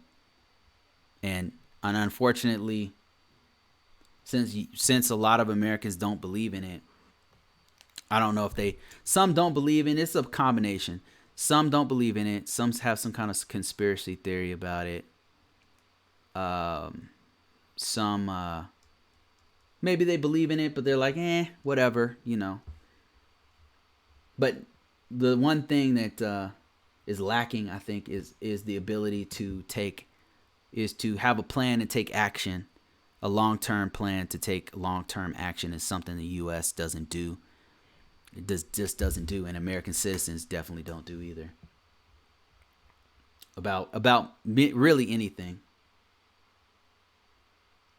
Andy says, "Stay home, Bruce." Thanks, man. Appreciate you. Appreciate that sentiment. Thinking about my safety. I appreciate you. Two Guns says, if she lives in northern region, would be Tagalog, if southern region Cebuano. You mean that northern region of Philippines speaks Tagalog, and then southern speaks Cebuano or Bisaya. Two Gun says, fall may be destroyed. Don't think I will be able to make it to my son's first birthday. Wow.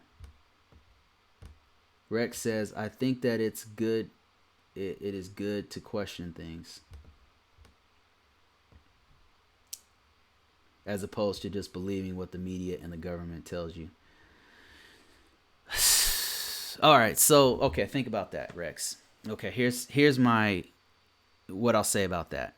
All right, so let's say that our government, the U.S. government, is lying. That's not a shock. The U.S. government lies all the time.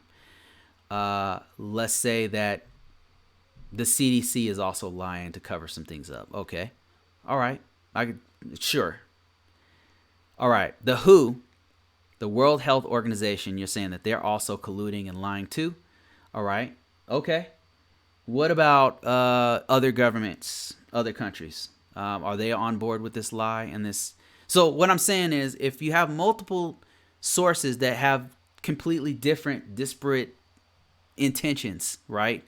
Including Iran. Like, Iran has they hate the U.S. They hate the U.S. We lie about we're the great Satan. Like, they hate us. We hate them. When I say we, the governments hate each other. Why? They're going to lie about the same thing. I mean, think about it. So if India, Pakistan, Iran, China, U.S., all the EU countries, all these guys are saying, here's our numbers, here's what's going on with coronavirus, these people died from coronavirus. You think that all of that is fake? Think about it. Like, part of critical thinking, critical research is based off of taking sources from taking different sources, not just believing in what the media says, not just believing what the government says, but checking what they said. That's what I always do. Like, to get through the entire visa process, the K-1 visa process, that's what I did. Because that's, in my profession, that's what you do. I'm a cybersecurity person by profession. That's what I've done for the since year 2000. Cybersecurity. And what you do to figure out, okay, is this system exploited, is you take different sources to figure out, okay, is this system exploitable? Does it have a weakness? What can we do to fix this weakness? Right? To do just those two things alone, you have to take multiple sources to figure out if this is real, if it's real, because sometimes it's not real. Sometimes you'll run a scan on a system and it says that it has this weakness, but it's actually what's called a false positive, meaning the scan is giving us false information. So you have to double check the results.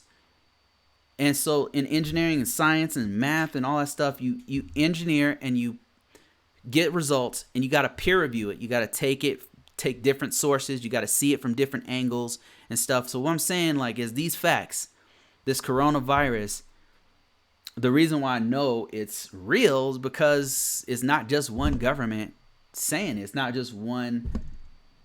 It's not just one organization saying that it possibly came from animals. It's coronavirus actually has been around for a long time. It's not the first one, by the way.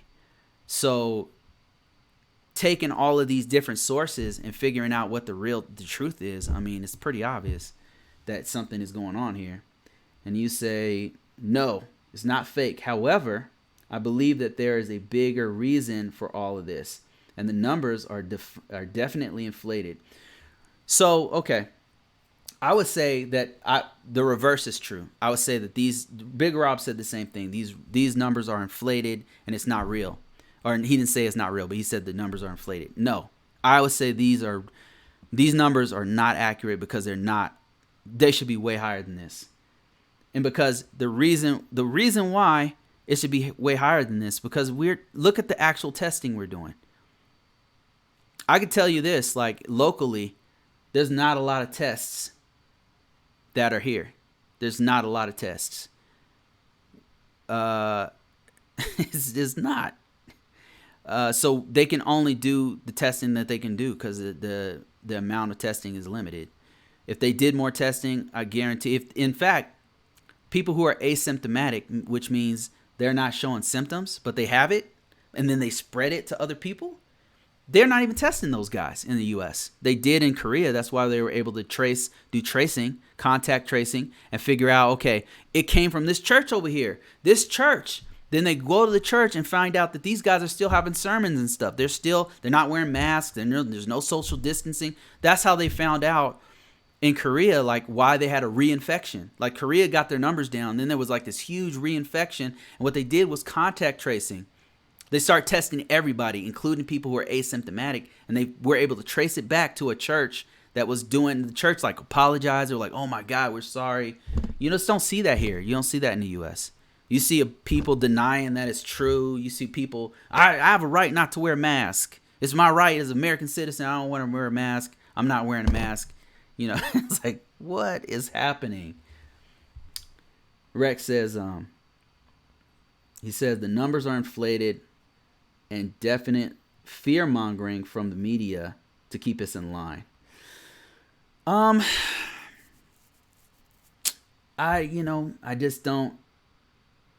don't agree.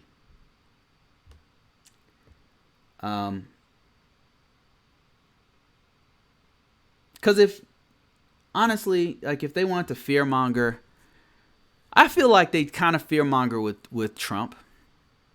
I feel like, honestly, I'm not a fan of Trump. You know, if you watch this channel for a while, you'll know that. But I don't like what they do at all. I don't like any of their decisions except maybe going against China. That's about it. Like, I don't agree with anything that guy does. None of his administration. I question everything he does. However, the media, especially mainstream media, definitely blows some of the stuff he does out of proportion, and they don't even need to. I do think that they kind of fearmonger with Trump. And the irony is that they are the ones who actually got him elected because they gave him so much free press. But yeah, they fearmonger, but with this, nah, they're not. In my opinion, like, we're not taking it seriously enough. Us as a nation are not taking it serious. Case in point, like, if you want some validation on that statement, look at these numbers. And then look at how much testing we actually do per state and per county. We don't do a lot. Per capita, we don't do a lot. And I know that the administration keeps saying, we're doing the most testing. We're doing the most testing. No, we're not. We're not doing enough testing. And we've only just started doing contact tracing. Just started in July. I mean, I don't see how we can be this damn ignorant and stupid. It's mind-blowing. Mind-blowing. But at least we know. Because if this was more serious, we'd be dead. All right. Anyway. Two Guns says, Two Guns. That's all right. Like this is good. This is good to talk about it. Two Guns says, I'm good. I'm good myself. If I get it, I get it. But my biggest fear is to pass it to my child. Yeah, honestly, what I fear is to be out of commission to where I can't work for my wife and my kids and my family. If I'm out of commission and I'm out, that's gonna suck. But another thing is I have a kid who has asthma. I don't know how if having that complication is gonna hurt them, and that would that's another thing. And then I have older people. My mom is she's up there. She's like 65. I want her to get it. I'm not really worried about me getting it so much. I do pretty good against sickness, but who knows? Maybe this one will be the one that takes me out. I don't know. But I just decided to take it serious for the sake of other people, not necessarily for me, but for other people around me who will be susceptible to it, who do have pre-existing conditions. That's who I'm thinking about, is people who just having a little bit of it will die from it. A little bit of exposure to it, they'll die from it. I think I'll be fine, honestly. Dale Charity says the coronavirus is real. People, stop ignoring the truth. Yeah, and Daryl, I don't think that Big Rob and Rex and others are saying that it's not real. They're just saying that it's blown out of proportion, and they're saying that the numbers are inflated. They're saying that but my thinking is, even if the numbers are inflated, people are dying from it. I mean, unless we disagree on that, people are dying from it. Shouldn't we take it seriously for the sake of people who are going to die from it? Shouldn't we take it serious based off of that alone, regardless of what the Trump administration says, regardless of what Dr. Fauci says, regardless? We can clearly see the data. People are dying. Shouldn't we take it seriously? I don't know. Lee Smith says, I've heard it mentioned that our cell phones are starting to be used as coronavirus tracking devices with an app for Android and Apple. I don't know how true that is. Yeah, there was one, I can't recall what it's called, but there's some collaboration between, I think Google and Apple got together and made some kind of contact tracing app. I saw like a little video about it once, and I don't know how. Hopefully it helps, but at this point, nothing's going to help us if we don't take this seriously. Rex says, the majority of people ain't staying home for another 3 months. You're right about that. That's not going to happen. Two Gun says, they never stayed home in the beginning. That was the whole problem. Yeah, I would say some of the southern states do not give a damn. And it's going to take a lot more people. They're going to have a New York or Italy situation, like where body bags are being wheeled out for them to get it. I think that's what some people are going to, that's what it's going to take, is more people. And I hate to say it. I don't want to say that, like it sucks to say it, but it's a lot of more people going to have to die for people to take this seriously. Like a lot. Probably once we get to the point where, I don't know how much is going to, 300,000 people, double. This is going to have to be double what we have right now that are dead for people. I think some people will not believe it until it's actually happening to someone in their family. That's literally what's happening.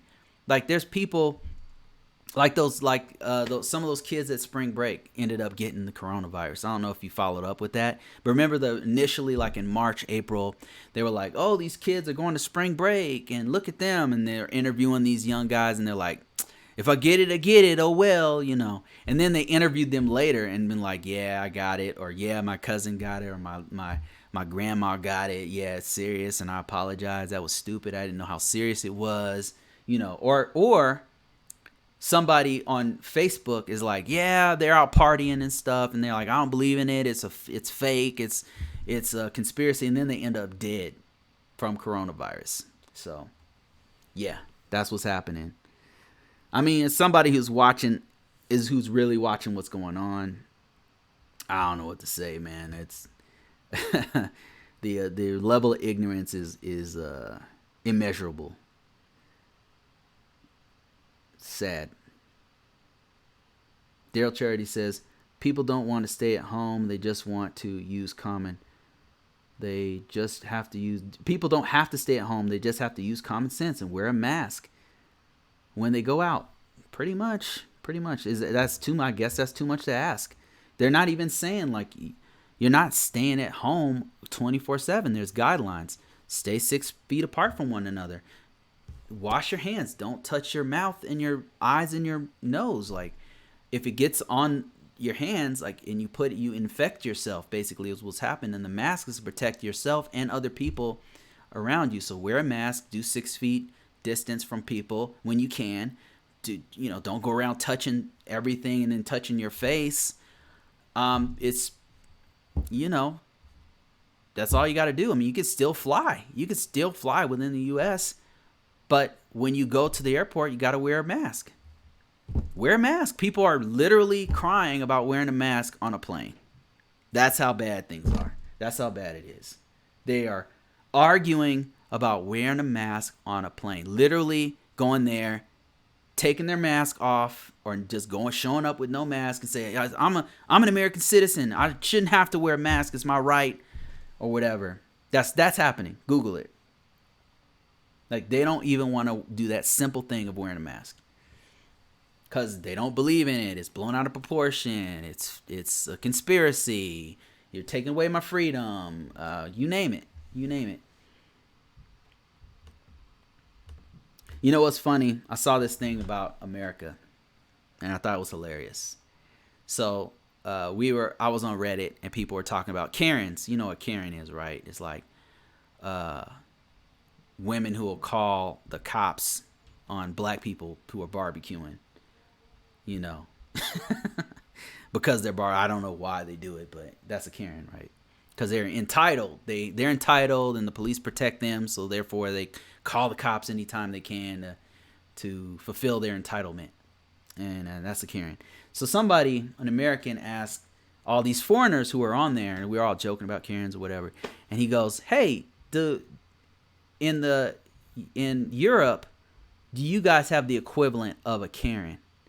And these guys said, "Yeah, we call them Americans." I thought that was a good one. I was like, yep. Two Guns says, I hate that it affects my travels to the motherland of the Philippines. I know, right? Lee Smith says, I hate to say it, but you may be right, Bruce. I'm currently living in Florida. They shut down a lot, but not enough. Yeah, and I agree with Daryl Charity. It's not even about like necessarily staying in your house. It's like just follow the damn guidelines. I mean, that's all you really got to do. Just follow the simple guidelines that we have, and then maybe we could get through this. But I don't know. I guess that's too much for us. Two Gun says, is the spousal visa faster than the K1? Yes, I would say right now, Two Guns. Now, don't take my word for it. This is just my opinion on what I have seen with us. And then it used to be that K1 was much faster, the fiance visa. But recently, they've put so many hurdles in the way of the K1 visa that now K1 visa is taking much longer than the CR1 spousal visa. And the spousal visa, by the way, and correct me if I'm wrong if you guys have a different opinion about this, or if you've seen something different, rather. But the CR1 is actually overall, like looking back on everything Yuri and I did, we went through the K1 visa process, and then she got her green card, and then she became an American citizen. If you look at them side by side, hindsight is 2020. The CR1 spousal visa is actually overall faster. And the reason why, and cheaper, by the way. The reason why I say that is because when you go to the K1 visa process, eventually you come to the point where you have to do a green card, and that can take another year or two. And that's what's been happening. But with the CR1, it takes a total of about a year. And then when your spouse gets to the U.S., she or he gets a green card when they get here. Or I don't know if they get it before they even come here, or if they get one when they get here immediately. So you're talking about K1 taken from start to finish. To start to getting the green card takes anywhere from 1 year to 2 years to 3 years, depending on how long the green card process takes. Whereas CR1 could take you a little over a year, but when it's done, your spouse has a green card. So yeah, if I could do it all over again, if I did it now these days, I would probably do CR1. But back when we were doing it, the K1 was taking like 3 months for that one part to get done. 3 months, and Yuri was here. Like, I actually think it took us 4 months, but it would have taken 3 months had we not had issues with the medical portion of it. So we were like, yeah, we want to get you here right now, and then it took us another year to actually do the actual green card. So it was like actually over a year. So it took a total from time we filled out the documentation for K1 to the time we got the green card. It took 4 months, and then an additional year. So about a year and a half is what it took us. But if we had done CR1, it would have taken 1 solid year, and then she would have been here with a green card. So yeah, I think CR1 is better. Andy says, yeah, CR1 seems better. Yeah, I think it is actually. Two Guns says, no disrespect, but it's something in the water in Florida. Every time I hear crazy news stories, I immediately think of Florida. I was thinking like maybe America is the Florida of the world.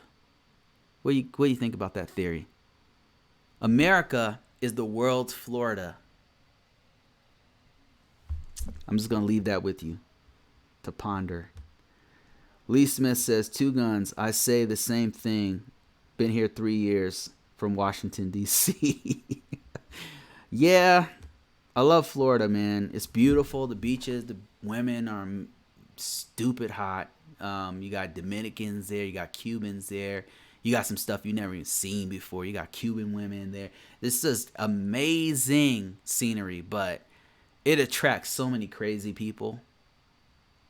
It attracts so many crazy people. Like I said, when we went there, I've already told this story, but I love this story. Like, we went to Disney World in like 2016 or something, right? It was like 3 years ago. We go there, and on our way out, a kid was eaten by an alligator in Disney World. Number one.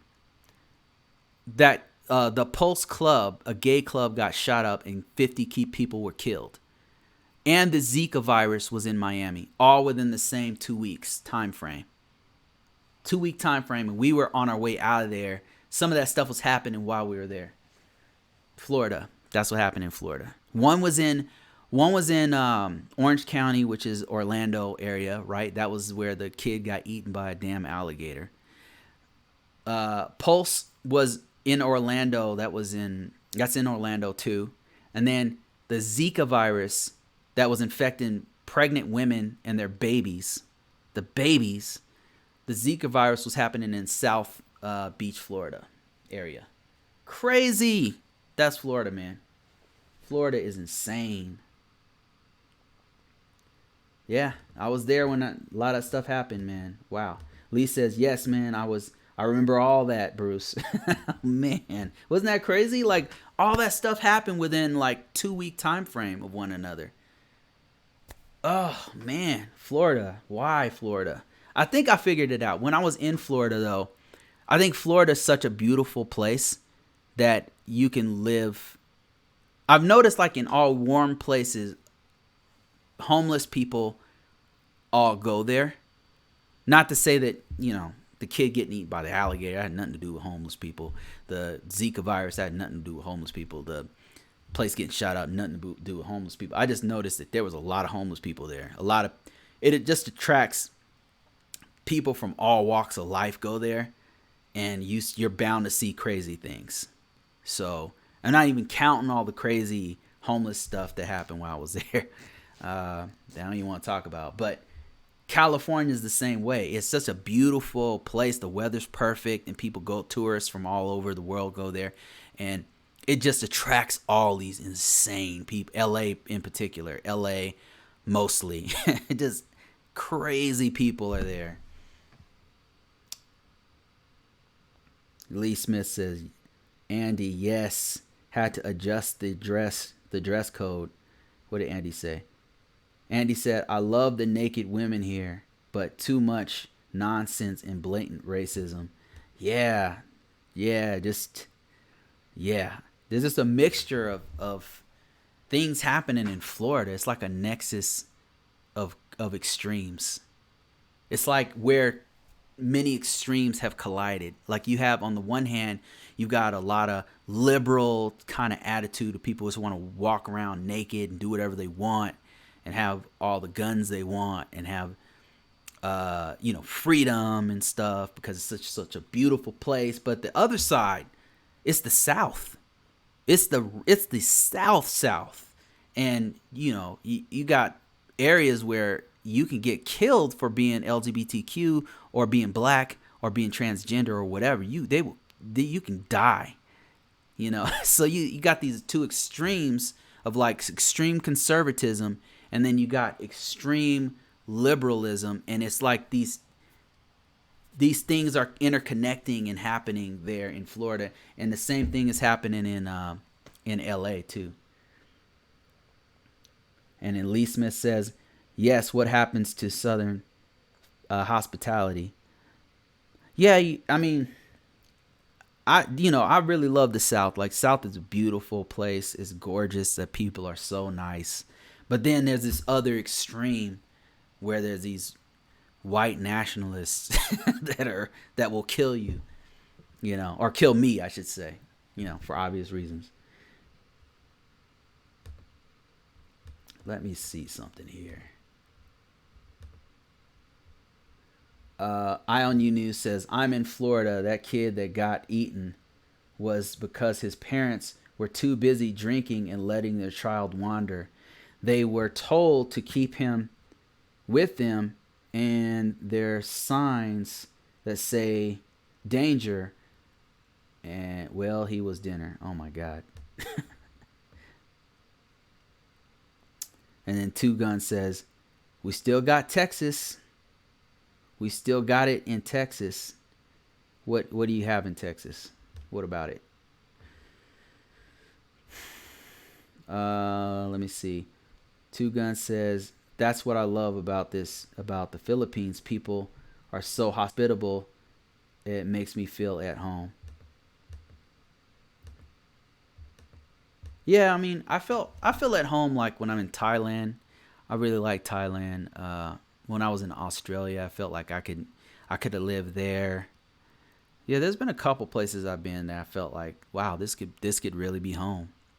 But in pretty much all of Southeast Asia, like I like Southeast Asia a lot, actually, Philippines included.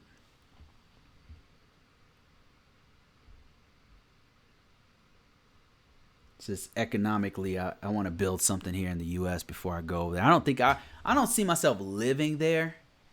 There's this, I don't know. Like I personally don't see myself living there, but you never know. Maybe I'll find a place that appeals to me and I want to stay there when I get older. I don't know. And he says, Bruce, my dream is to follow in your footsteps. If you want to follow my footsteps, here's what you do, Andy. Check this out, man. You have to have multiple streams of income if you want to follow in my footsteps. So this is just my list of things that me and my wife have done. But you could have your own, like whatever list you have. But the point is, have multiple streams of income. And even if it starts off with $1 a month, even if you start off with 50 cents in a week, right? That's how we started. Start off small. I'll tell you one story. One time, when back in what was it? I just got out of the military, so it was 2003, 2004. So you were probably like in like elementary school or something, right? Anyway, so here I was, got out of the military, and I started a blog because I wanted to have some extra income because I realized that the corporate America wasn't going to take care of me or my family, and they didn't give a damn. That's a whole nother story. So I get out and I'm like, damn, I need some more income, right? I was doing okay, but I was like, damn, I need more money.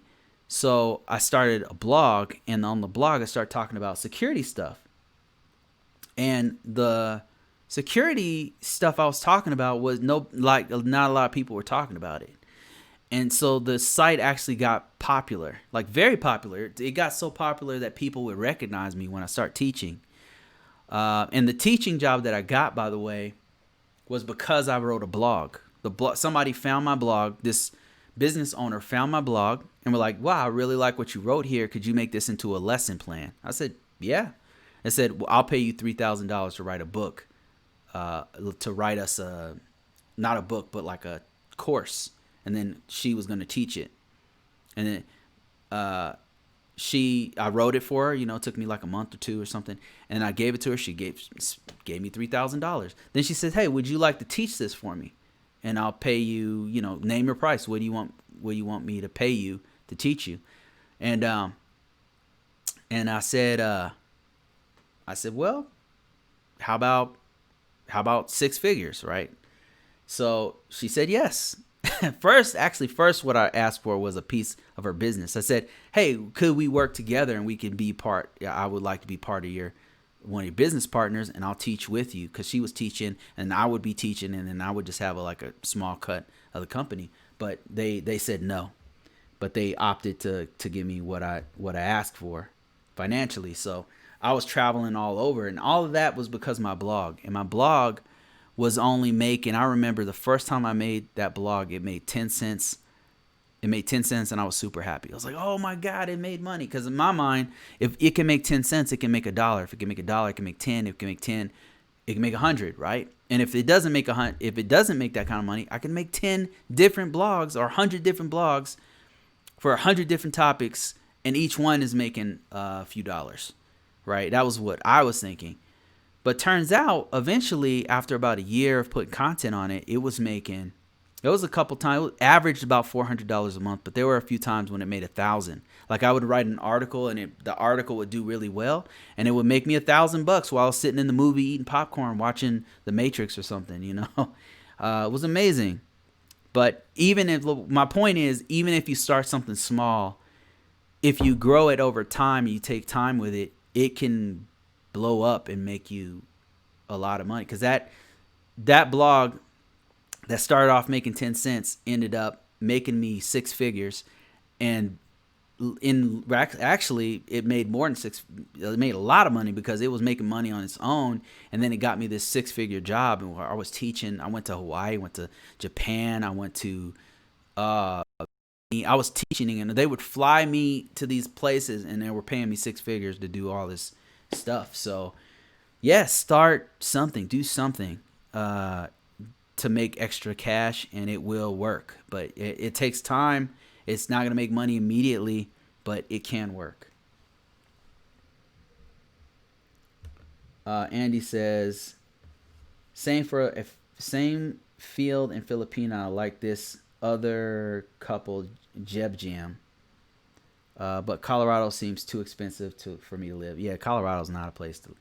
It's when I first got here, it wasn't like this.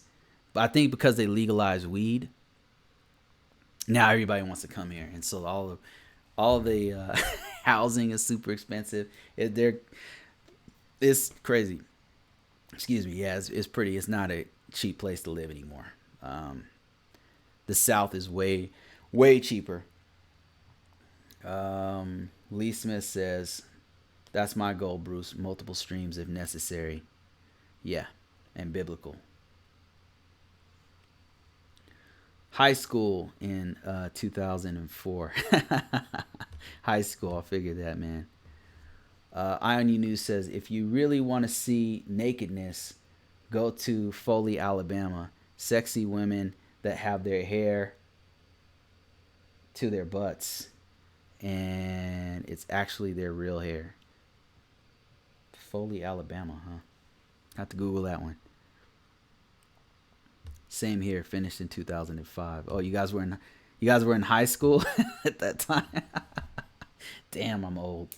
Andy says, to be honest, I was thinking about starting a YouTube channel playing games and releasing 15 minutes per video to be immediately monetized. Well, YouTube.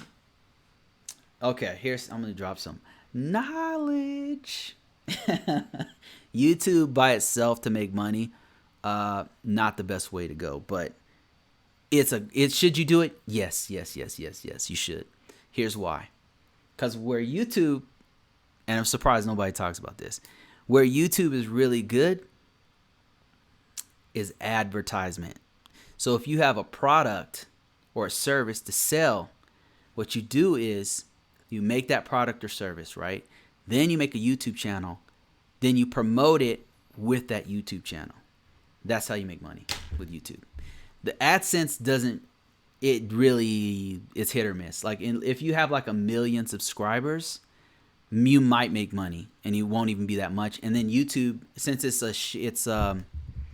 shared income, that's not the word I'm looking for, but it's a shared profit. So YouTube controls the money. So sometimes they're like, okay, advertisers will go down because of whatever reason. Like right now, advertisers are just not paying that much. So the revenue from YouTube itself, from the AdSense, is very low. It's like 60% down, less than it usually is, or more, depending on what you're talking about. But just to give you an example of how to work it, that's why we're always promoting our stuff. Is because YouTube is a great way to promote it. Here's 2 courses that I have right here. One's free. Go ahead and check it out. It's tips on how to identify romance scammers. You're going to love it so much. But then we have another course that tells exactly my story about how I found Yuri and how I found the love of my life and how it was one of the best decisions I have ever made. So check that out, and I'm sure you guys are going to love it. I'm so sure that you're going to love that. How many people? I still got people watching. Wow, that's amazing. It's amazing to me. Let me see. I'm looking for bear with me. I'm looking for my actual chat with you guys. And I'm not seeing it. The heck did I put it? Okay, let me see if I got more crazy comments on here.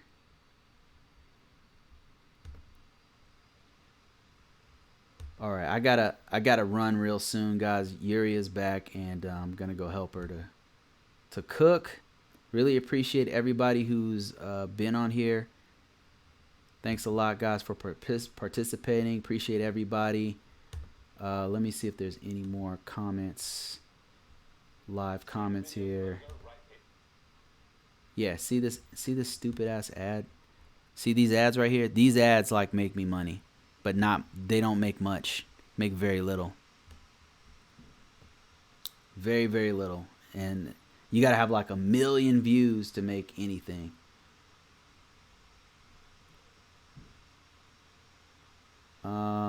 Link me to the site to view the course. It is, let me see if I could type it. I don't know if it'll allow me.